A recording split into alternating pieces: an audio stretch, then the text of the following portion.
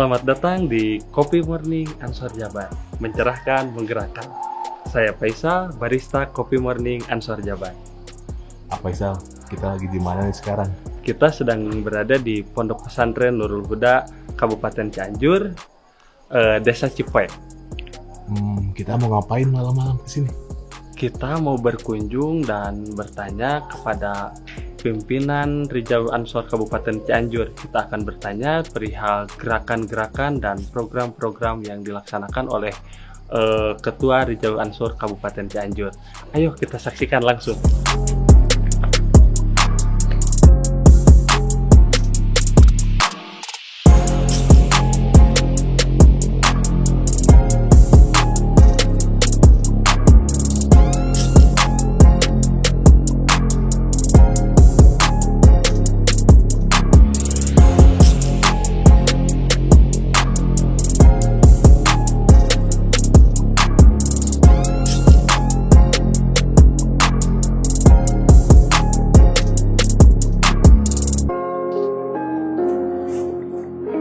Sahabat, kita telah bersama Kang Haji Syarif yang sering dipanggil Kang Abad. Kita akan bertanya-tanya dan belajar seputar perkembangan Rijaul Ansor yang ada di Cianjur. Kita langsung saja kita tanyakan kepada beliau. Kang Haji, dirosah di Cianjur telah berapa kali Kang Haji selama kepengurusan ini? Kalau selama kepengurusan saya itu baru 1 kali ya, jumlahnya sekitar 35, berarti dirosah ketiga, yang mana yang ke-1 yang kedua yaitu ketika dipimpin oleh Kiai Hibat dari Cianjur, dan saya sebagai ketua ketiga, karena yang pertama itu Pangersa Habib Ahmad, yang kedua Kiai Raden Hibat, yang ketiga saya sendiri. Untuk pengrekrutan itu saya sendiri, alhamdulillah bersama sahabat-sahabat dari Ansor, dari Banser, bantuannya dari beliau semua. Saya ke pesantren-pesantren silaturahmi dari Cianjur Utara sampai Cianjur Selatan, yang mana mungkin itu selama 1 tahun saya lakukan. Karena kenapa? Karena Cianjur itu luas, mungkin kurang lebih 200 km persegi lah itu, dan antar pesantren itu kadang 3 hari itu cuman bisa mencapai 3 pesantren, karena sambil ngopi juga, ngobrol juga lama gitu. Dan sekarang kan ngopi ya silakan sambil ngopi biar santai. Kemudian setelah kan dikumpulkan kiai-kiai muda Nahdiyin berjamaah di Rijaul Ansor. Lantas gerakan atau program kedepannya seperti apa, Kiai? Program kedepannya banyak ya, banyak. Pertama ya pasti silaturahmi antar pesantren, antar kiai muda. Yang kedua, saya sempat tersirat di dalam hati saya, seperti salah satunya yaitu untuk melaksanakan fardu kifayah. Contoh, di satu kampung itu ada yang mati, dan ketika seseorang yang mati itu tidak ada yang ngurus, maka semua akan kena imbasnya. Atau bahasa Sunda mah doraka kabeh lah gitu, doraka kabeh. Nah, ternyata di dalam mabadi ilmu nahu, ilmu sorof, ma'ani bayan bade, ternyata itu adalah mengerti, faham tentang ilmu nahu dan ilmu-ilmu yang lainnya itu hampir mengenai fardu kifayah. Jadi saya punya program untuk Rijalul Ansor itu, setiap desa atau dari ranting atau PAC itu punya program silaturahmi ke kampung-kampung untuk menanyakan apakah satu desa tersebut ada yang melaksanakan fardu kifayah tersebut atau tidak, yaitu apakah di satu desa itu ada yang ahli nahunya atau tidak, ada ahli sorofnya atau tidak. Kalau sudah di desa, nanti ke satu Jumat tempat Jumat masing-masing. Dari satu Jumat itu ada yang menanggung jawab nahu sorobnya, tidak ada, seperti itulah salah satu program saya gitu. Ya, satu program saya. Jadi sangat memperhatikan terhadap fardu kifayah ya. Fardu kifayahnya itu yang saya sangat perhatikan, karena mungkin ketika di satu kampung sudah ada yang melaksanakan fardu kifayah, ya alhamdulillah ya. Mungkin terbangunnya negara ini menjadi negara baldatun thayyibatun warubun ghafur itu insya Allah tercapai gitu. Amin, Karena amin, setiap kampung sudah ada yang melakukan fardu kifayah. Betul. Jadi istilahnya itu hiji ge maung kan. Hiji ge meong gitu lah. Karena sangat bermanfaat tuh itu kayak. Lantas selain program-program seperti itu, penguatan kader atau misalkan pelatihan-pelatihan apa yang disiapkan oleh Rijalul Ansor Cianjur untuk mempersiapkan kader supaya siap untuk melaksanakan itu kayak? Pertama saya sistemnya itu 5 desa ya, karena Cianjur itu terlalu luas, maka saya di pagi bukan 5 desa. Contoh 5 kecamatan. 5 kecamatan itu di satu kecamatan saya silaturahmi ke sana, ngopi sambil ngahancak kitab gitu. Jadi tapi sistemnya bukan guru dan murid, itu adalah sistemnya sahabat. Siapa yang mau membaca kitab sekarang, siapa yang mau menjelaskan, itu dimusyawarahkan sistemnya. Nah, dari sana ada obrolan-obrolan untuk memicu atau memotivasi para kader supaya lebih konsisten dalam pergerakan, lebih kontinu, istiqomah untuk terus membuat kader-kader baru gitu, dan menjalankan apa yang telah diprogramkan dari PC Rijalul Ansor itu sendiri. Kang Haji, Ya. Maaf nih, saya dengar-dengar bahwa Rijalul Ansor Kabupaten Cianjur itu memiliki program Ansor Peduli Mondok. Itu seperti apa Kang Haji? Seperti yang tadi saya katakan, bahwa di setiap kampung itu harus ada yang melaksanakan fardu kifayah, yaitu keilmuan pondok pesantren, keilmuan tentang sastra Arab ya, salah satunya nahu. Berarti di sini kita harus benar-benar peduli akan kampung tersebut untuk diberangkatkan mondok. Berarti seperti yang mana akan katakan bahwa di Rijalul Ansor itu peduli mondok ya, dari Ansor peduli mondok dari setiap kampungnya. Bagaimana caranya? Mungkin ini impian yang mudah-mudahan bisa dinyatakan di tahun-tahun yang akan datang. Pertama, karena Rijalul Ansor itu kebanyakan keluarga pesantren atau juga keluaran dari pesantren, maka kami ngobrol-ngobrol dengan keluaran Rijalul Ansor dari tiap kecamatan, gimana ketika mingguan ya, kalau bahasa di Cianjur itu ada pengajian mingguan, pengajian bulanan. Nah, setiap pengajian itu mengadakan kenceleng, aya kenceleng gitu Kang. Terus kenceleng gitu teh dimerekan si kenceleng eta teh merekna teh modal santri untuk mondok gitu. Ya mungkin kalau dari setiap orang 1000, kalau satu desa itu 2000, berarti udah 2 juta sebenarnya lamun hitung-hitungan secara kasar gitu ya.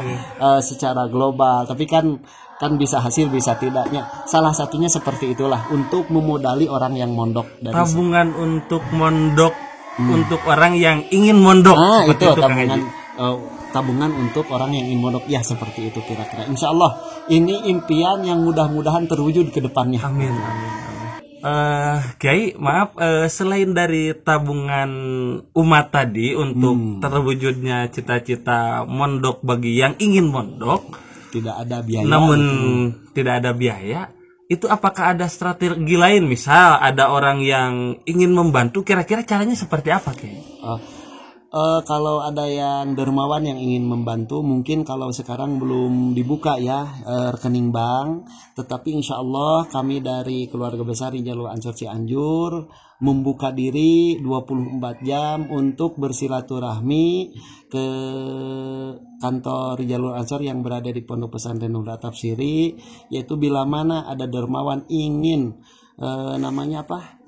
menyumbangkan hartanya untuk orang-orang yang ingin mondok tapi gak mampu, insya Allah kami tampung di sini dan akan kami berikan langsung kepada orang yang mondok tersebut.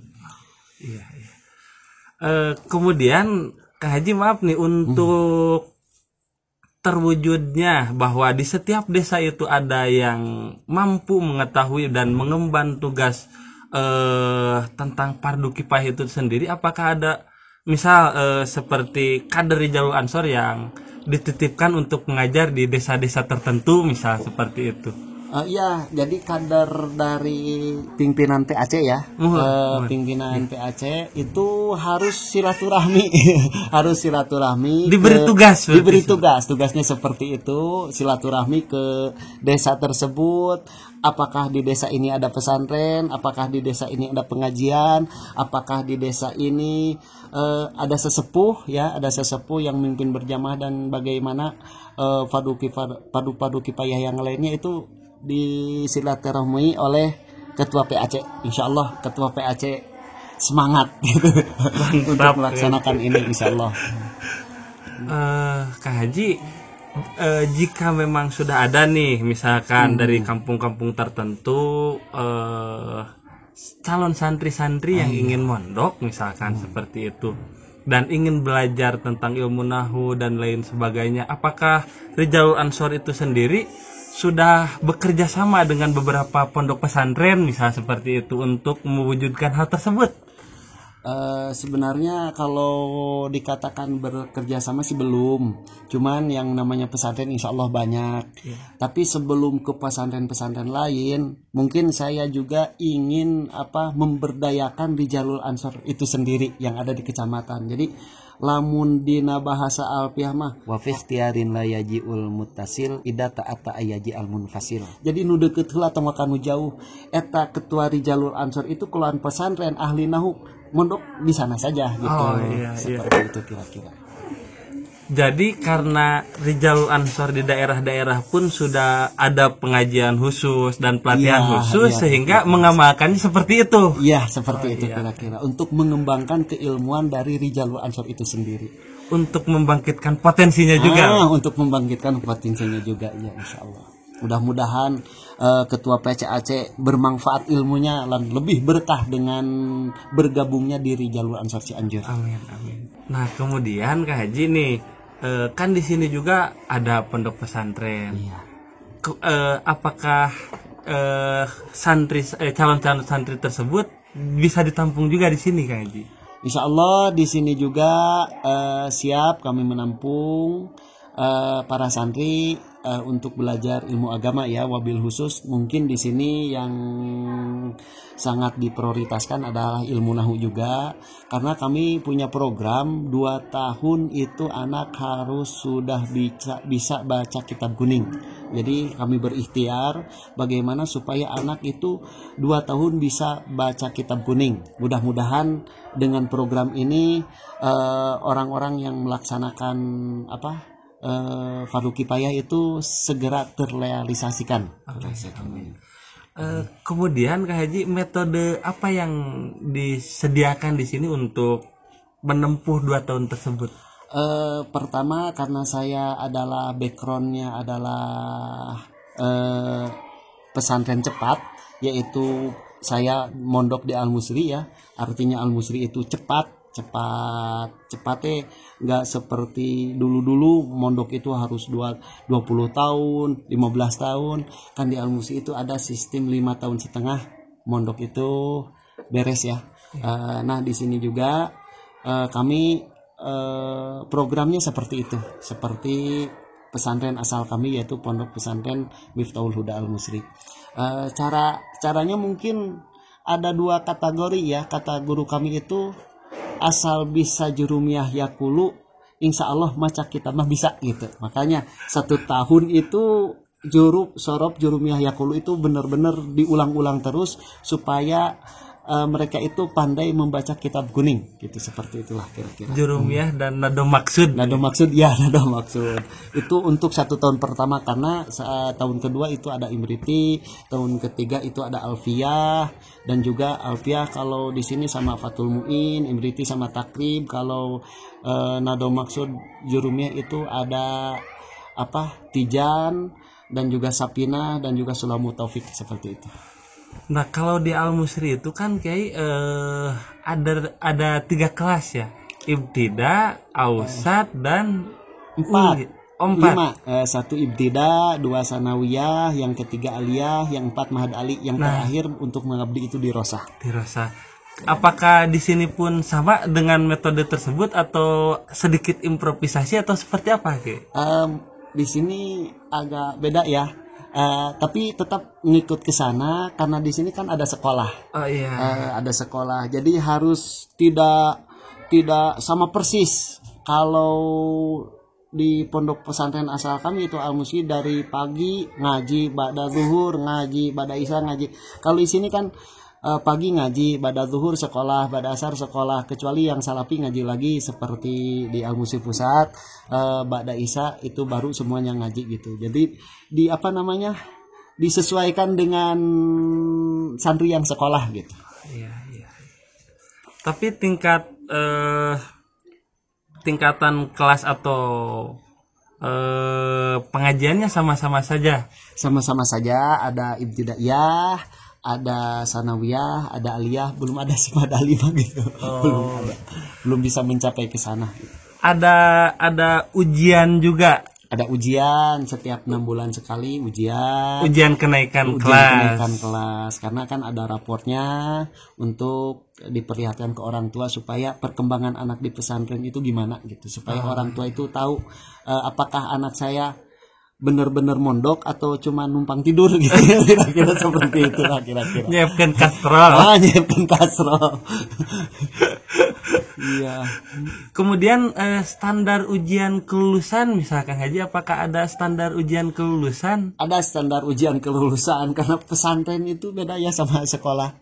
Kalau kemarin sempat saya standar kelulusan itu 7 dari 35 siswa itu hampir gak naik semua. Itulah di pesantren. Nah, saya turunkan lagi standar kelulusan itu 5, ternyata hampir setengah. Nah, jadi diturunkan 4,5 saja. Standar kenaikan itu 4,5. Karena emang susahnya pelajaran pondok seperti 4,5 itu nilai atau nilai. hafalan kitab? Nilai. Kalau hafalan kitab itu harus mencapai 9 atau 8,5. Janten ada kalau naik contoh sekarang Alfiyah itu 250 bait. Bisa naik kalau hafad 200 bait gitu, sekitar 75% atau 51% gitu. 51% baru bisa naik kalau tentang hafalan. Kalau tentang pemahaman ya seperti tadi gitu ya, 4,5 gitu, seperti itu kira. Jadi kalau yang lulus itu sudah pasti hafal Alfiyah. Insya Allah. Hafal semuanya sih enggak, karena hafalan itu kadang lupa ya. Jadi hafal per kelas lah, minimal hafal per kelas. Oke sahabat, luar biasa sekali ternyata Ketua Rijalul Ansor itu membuat program dan beliau juga menyiapkan strategi beserta beliau melaksanakannya dengan menyiapkan ruang untuk mengaji di pesantrennya sendiri untuk calon-calon santri yang ingin mengaji. Nah, Kiai minta statement atau harapan Rijalul Ansor Cianjur ini kedepannya ingin seperti apa, Kiai? Rijalul Ansor Cianjur kedepannya yaitu pertama pasti istiqomah ya. Semua istiqomah untuk mengajar para santrinya masing-masing. Yang kedua istiqomah untuk selalu terus bersiraturahmi antar Rijalul Ansor itu sendiri, antar PAC maupun antar PC. Karena kalau kata guru kami yaitu Kang Hibat, Rijalul Ansor itu pasukan langit. Pasukan langit itu malaikat ya. Kalau kita lihat, jadi panjang lagi ini. Kalau kita lihat malaikat itu tidak ada lamun bahasa Sunda mah sirik antara babaturan malaikat gitu. Contoh malaikat yang sujud henteu sirik kanu ruku, nuruku henteu sirik kanu sila gitu. Nah, di Jalul Ansor itu sendiri seperti itu. Lamun teh mah babaturan di Jalul Ansor loba santrina teu kudu sirik. Kenapa? Di dalam kitab Talbisul Iblis itu sendiri karena iblis itu membawa penyakit kepada para kiai, apalagi kiai muda ya. Mungkin salah satunya hasud, ningali batur loba santrina nyir urang teu ngeunah euy tah gitu. Nah, jadi kembali lagi bahwa Rijalul Ansor itu adalah pasukan langit, maka kita harus lihat ke malaikat yang ada di langit. Gening tuh pasirik-sirik gitu. Mungkin bagian saya itu seperti itulah kira-kira. Jadi harapan saya, yuk kita para Rijalul Ansor bersama-sama untuk membangun, melaksanakan fardu kifayah yang ada di kampungnya masing-masing. Oke sahabat, begitulah perjalanan kami bersama Ketua Jalul Ansor di Pondok Pesantren Nurul Huda At-Tafsiri. Kita berjumpa kembali di tayangan berikutnya di Kopi Morning Ansor Jabar, mencerahkan, menggerakkan.